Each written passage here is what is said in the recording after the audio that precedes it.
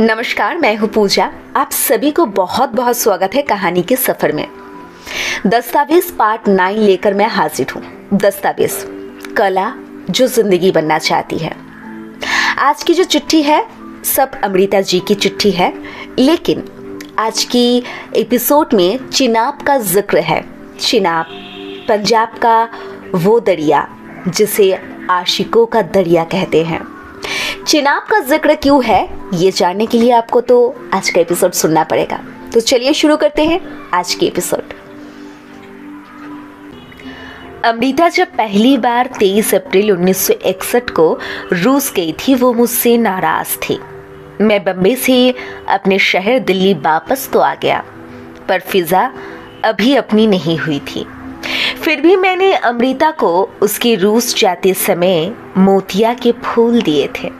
रूस से मुझे उसका सिर्फ एक खत आया और फिर शायद उसे अपना गुस्सा याद आ गया और उसने कोई खत नहीं लिखा। नीचे का खत उसका रूस से आया हुआ वही खत है। 24 अप्रैल 1961 रूस से अमृता जी लिखते हैं, जीती, जिंदगी ने जो भी पल मुझे खूबसूरत दिए हैं मैं उनकी शुक्रगुजार हूँ। कीमतों की परवाह नहीं। तुम्हारी मोहब्बत के कुछ पलों के लिए मैंने कितने बड़े विद्रोह की कीमत दी है, तब भी मैं उन पलों को महंगा नहीं कह सकती। यहाँ आज बिल्कुल पराये देश ने जिस तरह फूलों से मुझे अपनाया है, राइटर्स यूनियन ने मेरे आने से पहले एक लेख छपा हुआ है, खुशमदीद हमारी दोस्त अमृता। और जुल्फिया ने जैसे मेहमान नवाजी की है, मैंने कहा है। कभी मैंने एक कविता लिखी थी, जिंदगी की मेहमान नवाजी हम देख चुके, पर आज जिंदगी ने मेरा उलाहना उतार दिया है। और जिस समय मैंने ये बात कही है उस समय मेरे बालों में तुम्हारे दिए हुए मोतिया के फूल भी लगे हुए थे। नवंबर 1960 से दिसंबर 1963 तक अमृता मुझसे नाराज रही। उसका गुस्सा जायज़ था। मैं ये पूरे 3 वर्ष दिल्ली में धुनी रमाकर रोज़ अपनी ही चिनाब पार करता रहा। हम रोज़ एक दूसरे से मिलते रहे। ना वो मेरे बिना रह सकती थी, ना मैं उसके बिना। उसने 1961 को होशखाश में अपना मकान बनाना शुरू किया। हम इकट्ठे ये मकान बनता देखते रहे। मार्च 1962 से अमृता अपने नए मकान में रह रही थी। फिर 8 जनवरी 1964 को दूरी की ये चिनाब नहीं रही और हम साथ रहने लगे। पर इससे पहले के वर्षों में जो अकेलापन उसने भोगा, उस अरसे का लिखा हुआ ये पत्र है, 29 मार्च 1962 का।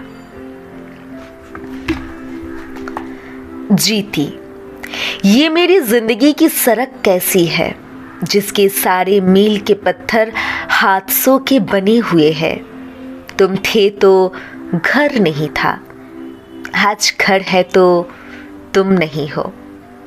थोड़े से मीलों की दूरी होती है, पर एक कानून की छोटी सी मोहर उसे दूसरी दुनिया की दूरी बना देती है। मैं अजीब तरह से परेशान हूँ और ऐसा लग रहा है जैसे ये बेचैनी मेरी उम्र जितनी लंबी है, या मेरी उम्र का नाम ही बेचैनी है। फिर इमरोज साहब दस्तावेज में लिखते हैं, जब राजेंद्र सिंह वेदी रानो फिल्म बना रहे थे, एक शाम बम्बई से अमृता को फोन आया कि वो उनकी फिल्म के लिए एक गीत लिख दे। वो इस गीत के सिर्फ 500 रुपये दे रहे थे। फोन पर ही गाने की तर्ज भी बताई गई। अमृता ने गीत लिखा और 2 दिन बाद डाक से भी भेज दिया और फ़ोन पर भी लिखवा दिया। उसके बाद गाने की रिकॉर्डिंग हुई या नहीं, अमृता को कुछ पता नहीं लगा। हफ्ते बीत गए, महीने बीत गए, ना कोई खत, ना कोई फ़ोन। गीत मिल जाने के बाद बेदी साहब भी चुप थे और उनका इकरार भी चुप। मैं एक बार बम्बई गया, सुखवीर के पास बैठा था, बेदी साहब की बातें ही हो रही थी। मैंने सुखवीर से पूछा, ये बोलने वाले बेदी साहब को सुनाई देते हैं, पर ये चुप बेदी साहब क्या किसी को सुनाई देते हैं? बातों का बादशाह अपने ही कहे से खामोश है। हालांकि अमृता ने कभी भी उनका वादा उन्हें याद नहीं दिलाया था। इस अगले खत में अमृता का इशारा उसी घटना की ओर है। 27 अप्रैल 1965 का खत है ये। आज ना जाने क्या हो गया, जीती समय खरा हो गया लगता है। सवेरे के 10 बजे है, अभी चिट्ठी आएगी, तब समय चलने लगेगा। अवतार आई हुई है। कल रात अवतार और शैली, कंदला और मैंने फिल्म देखी थी, माय फेयर लेडी। बड़ा जी किया मैं ये फिल्म तुम्हारे साथ देखती। जीती, तुम्हारी फिल्म कभी बने या ना बने, तुम्हारी पेंटिंग्स की नुमाइश कभी हो या ना हो, तुम्हारे अंतर का हुनर और हुस्न स्क्रीन या कैनवस पर उतर कर कभी लोगों के सामने आए या ना आए, पर तुम्हारे अंतर के हुस्न को मेरा सलाम हमेशा पहुंचता रहेगा। मेरे एक ही दोस्त, तुम्हारे सिवा मुझे इस दुनिया में किसी ने नहीं जाना। किसी के ना समझने का शिकवा नहीं, तुम्हारे समझ लेने का तसल्ली है।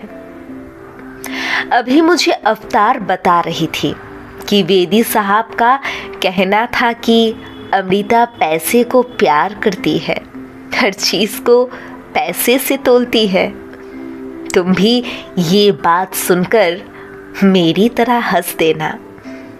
लोग कितने सती है। मैं वेदी को उन लोगों में नहीं गिनती थी।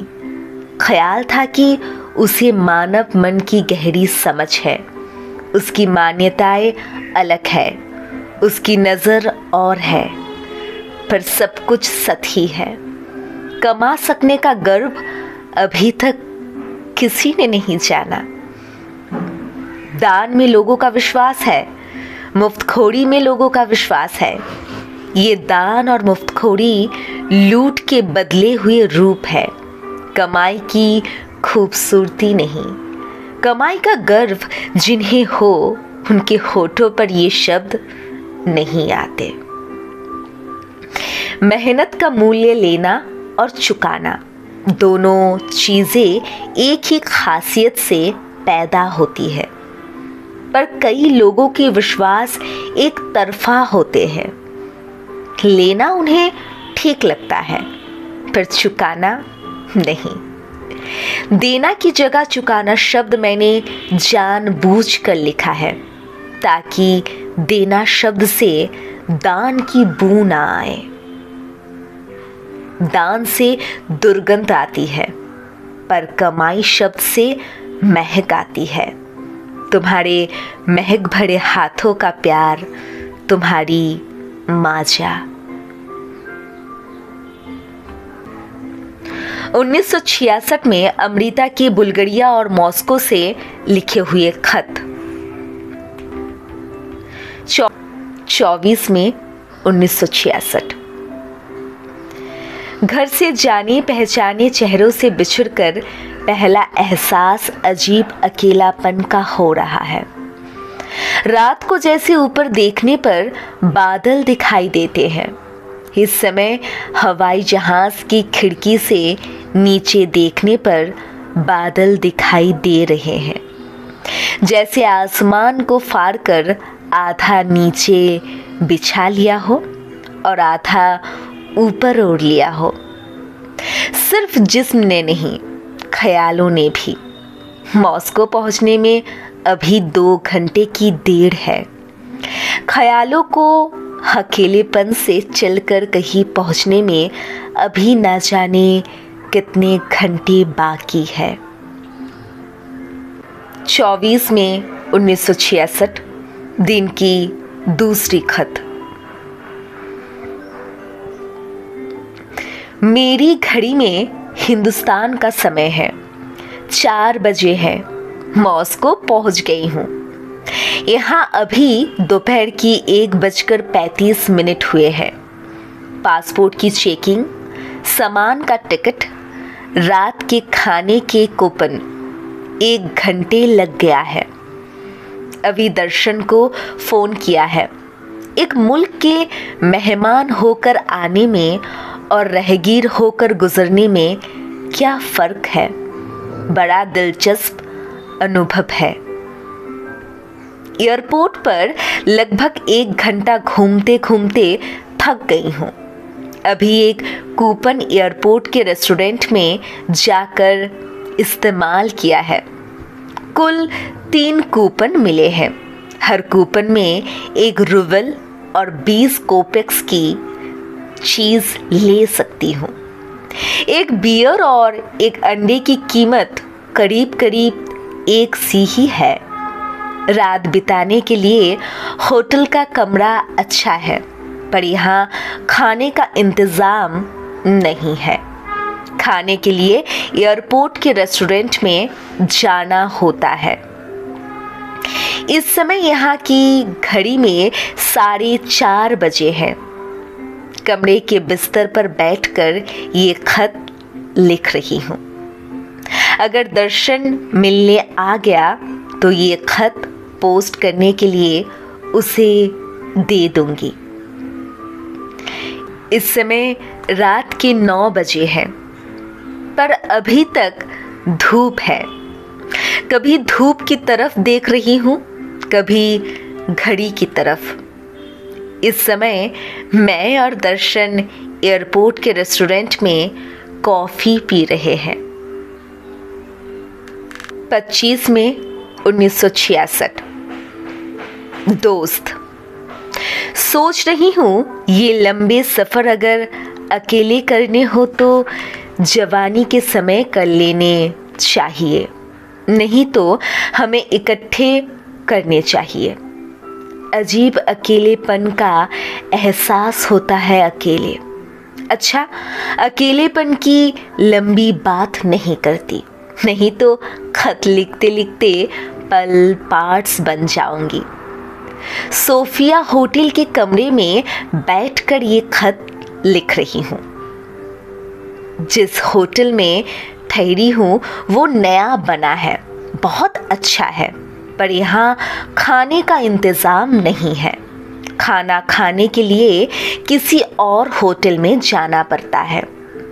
सवेरे हवाई जहाज़ में चाय मिली थी, पर आज सारे दिन चाय नहीं मिली। शाम को कई जगहों से पता किया, चाय नहीं मिल सकी। यहाँ लोग चाय नहीं पीते। कंदला की बनाई हुई चाय याद आ रही है। 26 मई 1966। सवेरे तड़के उठकर सबसे पहले ख्याल चाय का आया, इस तरह जैसे कंदला को आवाज़ दे सकूं, भोपी चाय पिला दे। 8:30 बजे एक होटल में जाकर चाय मिली। एक प्याले में चाय की पुड़िया डालकर उन्होंने गर्म पानी डाल दिया। पुड़िया के कागज़ में से छनकर चाय का जितना रंग पानी में आ सकता था आया, पर कहाँ वो 1 आधशा और 2 आधशा चाय। मेरा ये खत मिले तो मेरे नाम पर कई प्याले चाय पीना। 30 में 1966 अमृता जी लिखते हैं, जीती, ओ मेरे जीती, आज मैं सोफिया की सबसे खूबसूरत जगह पर बैठकर तुम्हें खत लिख रही हूँ। सारा शहर एक हरी घाटी है जिस पर चारों ओर ऊंची ऊंची पहाड़ियों की मोटी मोटी झालर लगी हुई है। बहुत ऊंची जगहों पर बर्फ की लकीरें गोटे की तरह चमकती है। आज जहाँ बैठकर खत लिख रही हूँ ये बितोशा का रेस्टोरेंट है। सोफिया शहर से आधा घंटे की ड्राइव। वैसे बसें भी 45 मिनट में आ जाती है।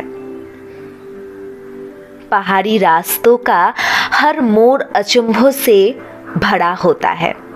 झरनों और पहाड़ी नालों की आवाज़ और पानी जब तन मन के जोर से पत्थरों से गले मिलता है, पानी नहीं पत्थर गाते हुए लगते हैं। सोच रही हूँ अगर मेरी जिंदगी की बाकी दिन तुम्हारे साथ किसी वैसी ही पहाड़ी कोख में गुजरे।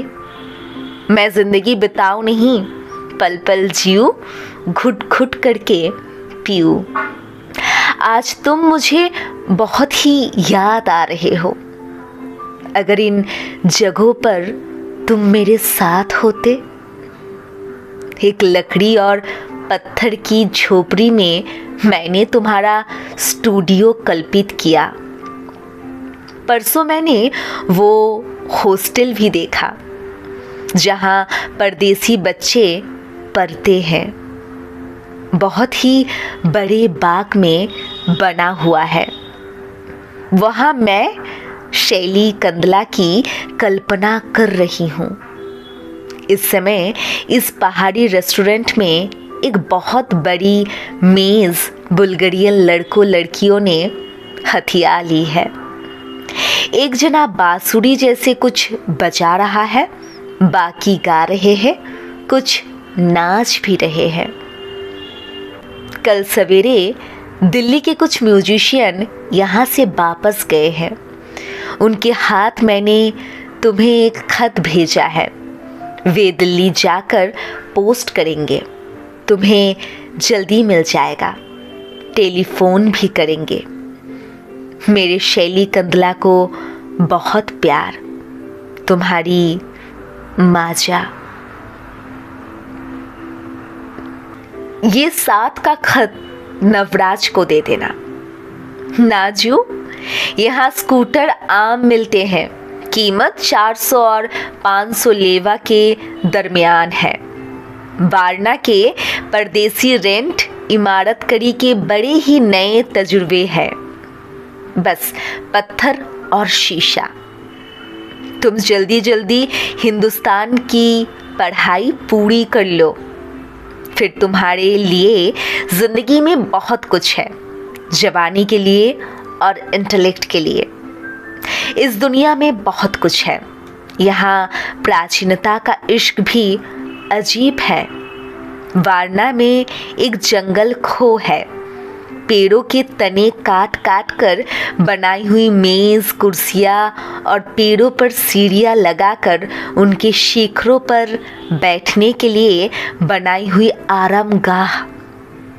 इन आरामगाहों में एक और रस्सियाँ और गरारियाँ लगी हुई है। रस्सी नीचे लटकाकर नीचे बनी हुई बाड़ से शराब के प्याले लोग ऊपर खींच लेते हैं और पेड़ों के शिखरों पर बैठकर पीते हैं। बार में कुर्सियों की जगह झूले पड़े हुए हैं। झूलों में बैठकर लोग शराब का एक एक प्याला हाथ में लिए पीते रहते हैं। तुम्हारी माजा। 18 जून 1966 अमृता जी लिखते हैं, मेरे इमरोज़। आशिक दुनिया की हर मुल्क में होते हैं, पर आज मॉस्को में मैं आशिकों के आशिक देख रही हूँ। गोर्की, चेखव, टॉल्स्टॉय, पुशिकिन, मायाकोव्स्की और कितने ही और कलम के आशिक इस देश में हुए।